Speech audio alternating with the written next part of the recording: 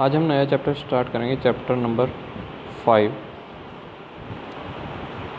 ठीक है, chapter number 5 क्या नाम है इसका? Continuity and differentiability. यहाँ पे हमारे पास दो टॉपिक हैं, एक है कंटिन्यूटी का और एक है डिफरेंशिएबिलिटी का। तो सबसे पहले कंटिन्यूटी का टॉपिक हम इसका बाद में कवर करेंगे, इसकी सिर्फ एक ही एक्सरसाइज है। हम पहले टॉपिक स्टार्ट करते हैं अपना डिफरेंशिएबिलिटी। ठीक है, डिफरेंशिएबिलिटी क्या है ये हमने पहले भी पढ़ा हुआ है 11वीं क्लास में। हमने लिमिट्स एंड डेरिवेटिव्स ये एक चैप्टर पढ़ा था 11वीं क्लास में, लिमिट्स एंड डेरिवेटिव। उसमें डिस्कस किया था हमने, वहाँ पे एक मेथड आया था वहाँ पे फर्स्ट प्रिंसिपल का। फर्स्ट प्रिंसिपल क्या था वहाँ पे? F dash X equal to limit H approaches to zero. इसको जूम कर सकते हैं हम। ठीक है, limit H approaches to zero F X plus H minus F X upon H. ये हमने पिछली क्लास में पढ़ लिया था 11th में कि किसी भी फंक्शन का अगर हमने डेरिवेटिव फाइंड आउट करना है तो हमें ये वाला फार्मूला, इतना बड़ा फार्मूला लगाना पड़ेगा। ठीक है, लेकिन इस बार क्या है हमारे पास? इस बार हमें डायरेक्ट मेथड यूज़ करना है। ये जो हमें सेकंड वाला मेथड है, ये हमने डायरेक्ट मेथड यूज़ करना है। यानी सबका डिफरेंशिएशन यहाँ हमें पता होगा, हमें उसको यूज़ करना है सिर्फ। जैसे सबसे पहले फार्मूला है X raise to power N का, तो इसके अंदर X raise to power N में क्या होएगा? जितनी भी पावर होगी वो आगे आएगी और पावर में से 1 माइनस हो जाएगा। जैसे सपोज यहाँ पे x की पावर 3 होती तो 3 आगे आ जाता और x की पावर 3 माइनस 1 2 हो जाता, तो ये हो गया। इसी तरीके से अगर हम अकेला x है, x का डेरिवेटिव करेंगे वो आएगा 1। ठीक है, ये आपको याद करने पड़ेंगे। इसी तरीके से ये याद रखना कांस्टेंट का डेरिवेटिव क्या होता है? 0। उसके बाद रूट x का डेरिवेटिव, देखो रूट x का मीनिंग समझो पहले तो क्या होता है। रूट x का मतलब होता है x की पावर 1/2। ठीक है, अगर 1/2 है तो उसका जब डेरिवेटिव करेंगे तो पावर आगे आती है, इस वाले रूल से, इस रूल से पावर आएगी आगे, यानी 1/2। और पावर में 1/2 माइनस 1 हो जाएगा, तो 1/2 माइनस 1 जब आप करेंगे तो वहाँ से आएगा -1/2। तो वो -1/2 ये देखो नीचे जाके प्लस का 1/2 हो जाएगा। वो +1/2 क्या बन गया? Root x.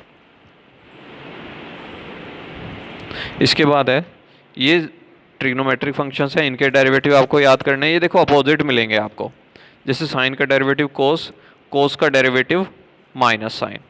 ठीक, इसके बाद इन दोनों में मिलेगा आपको टेन का डेरिवेटिव सीकेंड स्क्वायर और सीकेंड का derivative सीकेंड x into ten x, ये मिलेगा आपको।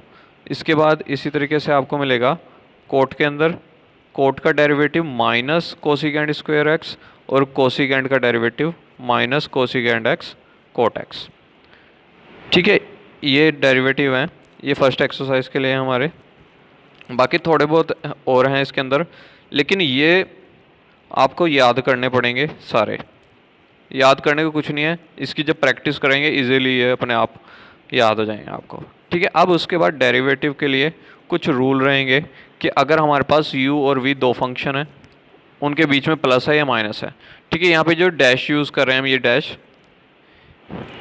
डैश जो है ये डेरिवेटिव के लिए यूज़ कर रहे हैं हम। ठीक है, अगर कोई भी फंक्शन u v है, उन्हें प्लस या माइनस कर रहे हैं और डेरिवेटिव कर रहे हैं, तो यहाँ पर अलग अलग हो जाएगा दोनों का, u का डेरिवेटिव प्लस v का डेरिवेटिव।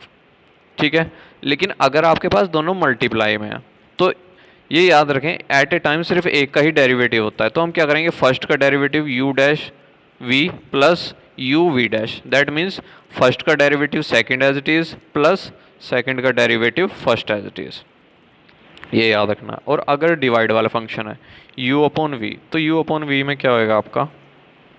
नीचे वाले का स्क्वायर। ठीक है, नीचे वाले का स्क्वायर, ऊपर वाले का डेरिवेटिव देखो u डैश v, यानी ऊपर वाले का डेरिवेटिव नीचे वाला as it is minus v dash u का मतलब है नीचे वाले का डेरिवेटिव ऊपर वाला एज इट इज़। ठीक है, तो ये डिवाइड का रूल है। अब यहाँ से ये हमने सारे रूल पढ़ लिए। अब देखो इसको डेरिवेटिव हमने कैसे करना है इसका, ये कुछ एग्जांपल्स हैं। देखो फर्स्ट एग्जांपल है इसका, find derivative of sine x square. अब साइन एक्स स्क्वायर, यहाँ पे क्या है हमारे पास? दो फंक्शन है। अगर आप इसको ध्यान से देखोगे ना, यहाँ पे हमारे पास क्या है, दो फंक्शन है। कौन कौन से? एक तो साइन फंक्शन है और एक एक्स स्क्वायर फंक्शन है। अब यहाँ पे यू वी नहीं लगेगा, जो भी हमने यू वी, क्यों? ये मल्टीप्लाई में नहीं है, साइन का एंगल है, ये एक दूसरे के कंपोजिशन में है। तो इनमें कैसे डेरिवेटिव होता है? तो हम क्या करेंगे, differentiating with respect to X. ये तो आपने लिखना ही लिखना है। डब्ल्यू आर टी का मतलब है विद रिस्पेक्ट टू एक्स। यहाँ पर f का डेरिवेटिव हो गया एफ डैश एक्स। यहाँ से देखो, जब इसको स्टार्ट करेंगे तो क्या काम होएगा, एक मिनट, इसको ये देखो, सबसे पहले आपको क्या मिला डेरिवेटिव स्टार्ट करने में? जब भी करेंगे सबसे पहले देखें क्या मिला, हमें मिला साइन। तो हमने क्या काम करा, साइन का डेरिवेटिव करा कोस, और ये इसकी bracket as it is multiply. ठीक है, मल्टीप्लाई, मल्टीप्लाई में ब्रैकेट का डेरिवेटिव, ब्रैकेट क्या है, x की पावर 2, तो 2 आगे आ गया, x की पावर 2 माइनस 1 होगी, ये x raise to power n वाला फॉर्मूला लग गया। ठीक है, यहाँ पे आपने एट ए टाइम एक का ही डेरिवेटिव करना है।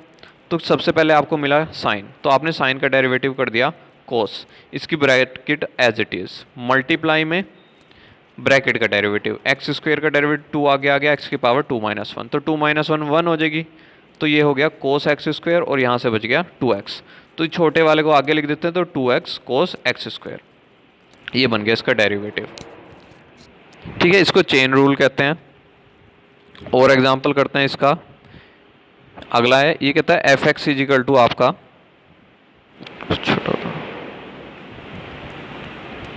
यहाँ से देखो, ये है F X is equal to 10 2x plus 3। अब इसका डेरिवेटिव करेंगे तो वही लिखेंगे, differentiating with respect to x, इधर तो f का f डैश x हो जाएगा। अब यहाँ पे देखो, यहाँ पे हमें पहले क्या मिला, सबसे पहले मिला हमें 10 का डेरिवेटिव होता है सीकेंड स्क्वायर, ये इसका एंगल जो था, ये एंगल एज इट इज उतार देंगे, जितना भी एंगल था इसको एज इट इज उतार दिया मल्टीप्लाई में। अब मल्टीप्लाई में ये जो एंगल था ब्रैकेट का 2x प्लस 3, इसका डेरिवेटिव करेंगे। देखो 2 का डेरिवेटिव, ये देखो 2x है ना, तो 2 कांस्टेंट है, constant as it is, x का डेरिवेटिव क्या होएगा, x का डेरिवेटिव हो जाएगा 1। ठीक, और 3 क्या है, 3 अकेला कांस्टेंट है। तो अगर देखो यहाँ से दो चीज़ें हैं, अगर तो कांस्टेंट मल्टीप्लाई में कर रहा है ना, जैसे 2x है, तो वो एज इट इज रहेगा, x का डेरिवेटिव होएगा। लेकिन कांस्टेंट अकेला है, उसके साथ कोई भी वेरिएबल नहीं है, तब उसका डेरिवेटिव 0 हो जाएगा, जैसे यहाँ पे ये हो गया 0। ठीक है, अब देखो यहाँ से क्या हुआ, यहाँ से देखो 2 मल्टीप्लाई 1, 2 1 2, तो ये आगे सबसे पहले 2, यानी छोटे नंबर को पहले लिख देंगे, और सीकेंड स्क्वायर 2x प्लस 3, ये इसका डेरिवेटिव होगा। ठीक है, तो हमने क्या करना है, 1 बाय 1 लेके चलना है। पहले 10 मिला, तो 10 का डेरिवेटिव सीकेंड स्क्वायर, बाद की bracket as it is, multiply में ब्रैकेट का डेरिवेटिव, ये आ गया। एक क्वेश्चन और करते हैं।